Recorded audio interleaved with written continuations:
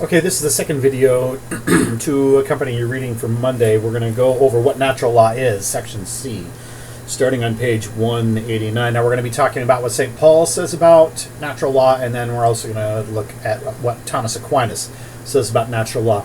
Paul, to summarize, and you can find this primarily in his letter to the Romans, and you have to remember that the Romans were a new Christian community, founded in Rome, obviously. And Rome was a city that was known for significant excesses, behaviors that weren't thought to be in keeping with living a good life, at least not by the Jewish version of things. Two of the more common examples of this were sexual perversions, which I'm not going to go into, but also you'd have the wealthy, and I simply want to emphasize the wealthy. The majority of Roman citizens could not afford to do this.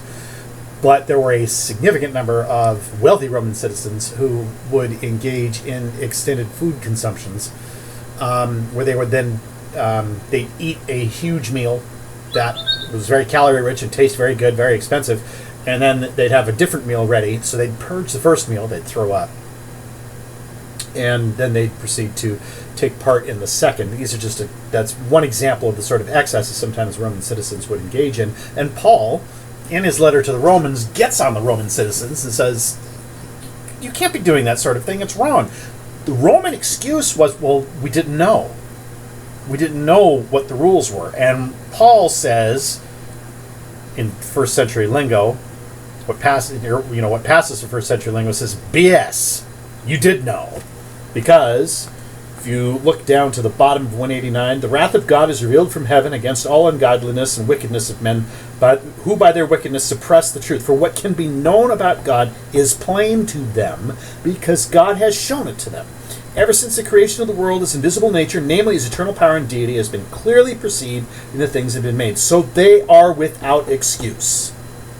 You don't get to claim ignorance of the law as an excuse because you actually did know.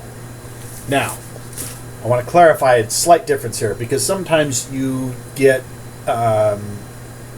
you will hear that you can break a civil code, man's law, Washington state law, federal law, county law, whatever the case may be. You can break that law, and then you go to the judge and you say, well, I didn't know the law. The judge typically would respond, well, ignorance is no excuse. There's a difference here. Because when you're talking about civil law and ignorance is no excuse, that's ultimately simply the civil law looking out for itself. Because if you were actually to look at the amount of laws you'd have to memorize, and my hand represents above the floor, at a bare minimum, I think just in terms of federal law, you've got to go a stack of documents that's something like 5 feet high. And then if you add state and county and city law on top of that, it gets significantly higher, maybe even reaches to the ceiling. There's no way you can know all of that. So an argument can be made when it comes to civil law, ignorance of the law actually is an excuse. Sometimes you don't know. On the other hand, Paul's talking about something that's much simpler. He's talking about something that's much simpler. He says, the sort of stuff that God has made clear to us isn't going to be coded in documents that reach to the ceiling. Okay? It is going to be much simpler than that. Turn to 190. By honestly and vigilantly attending to the things that have been made to creation, people should be able to ascertain God's plan for humanity. Okay? Regardless, Paul's telling them, end of the paragraph, the writing was on the wall all along. All they had to do was read it. It's not that hard to figure out. For example, eating. Okay, well, we didn't know it was a problem to eat a bunch and then throw up, and then eat a bunch and throw up, and Paul goes, crap! Nonsense! They didn't address this particular instance, but in his general speech of what he's saying there, it's like, you know you're supposed to eat enough to get full, then you stop. Anything else? I mean, let's look at this for a minute.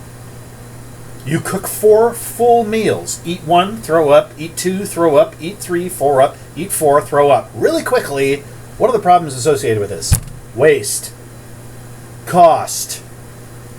What are the physical consequences that can come about for you? Well, I'll share some of them with you. We've actually talked about one of them.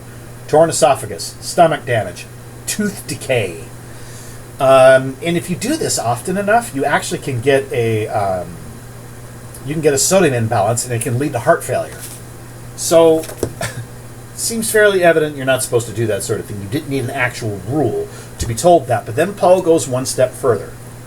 He says it's evident in God, more or less, he says it's evident in God's creation what the plan is, but he goes on to say, that next inset on page 190, for it is not the hearers of the law who are righteous before God, but the doers of the law who will be justified. When Gentiles, non-Jews who don't know the law,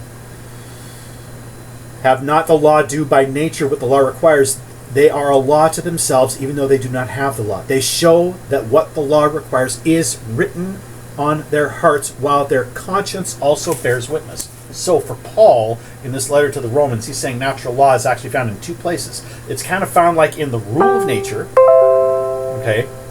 It's obvious that you are not supposed to eat like those excessive Romans were eating.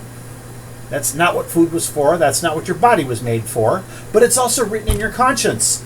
And that's why I told you the story about Button Girl way back at the beginning of the year. Or about butt chugging. What was your initial response to that? Your initial response was revulsion. Your initial response was, that's right. And you didn't even know why. It was just there. You knew. That was your conscience. That's what Paul is talking about. So for Paul, natural law is written in the natural order of things that we can perceive and make sense of, but the other is it's consequently written in our consciences.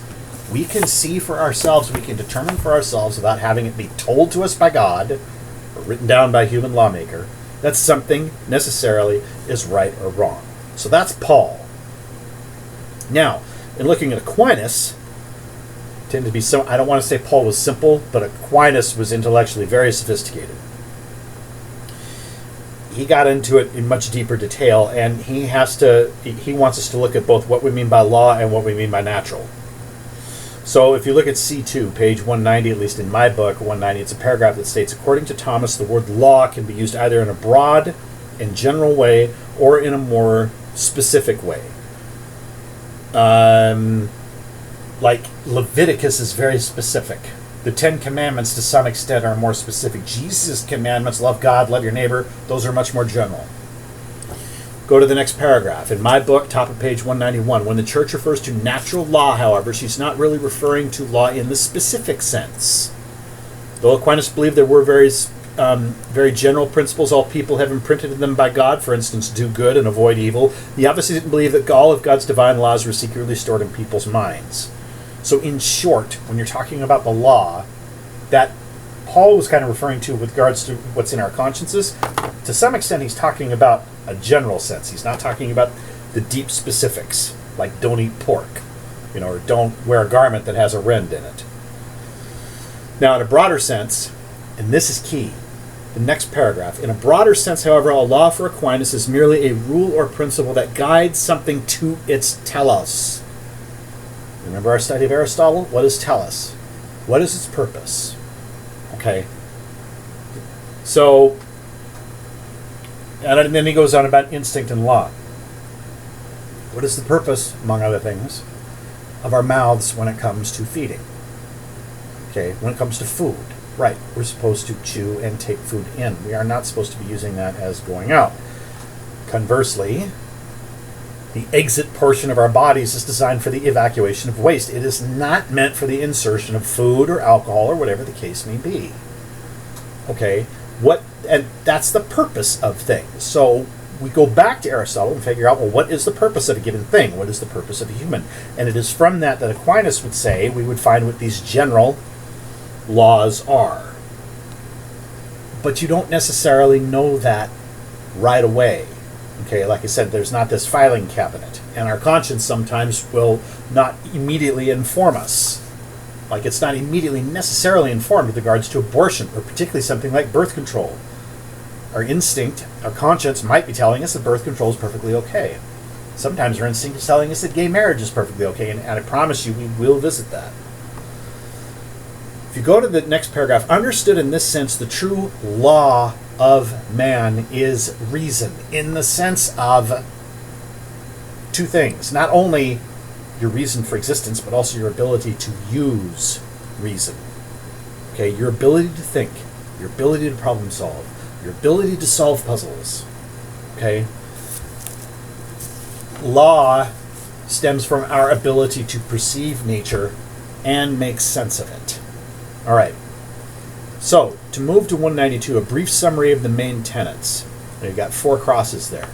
Natural law is a source of moral knowledge independent of divine laws given by revelation of Scripture, though it is compatible with, though incomplete, without Scripture and the teachings of Jesus.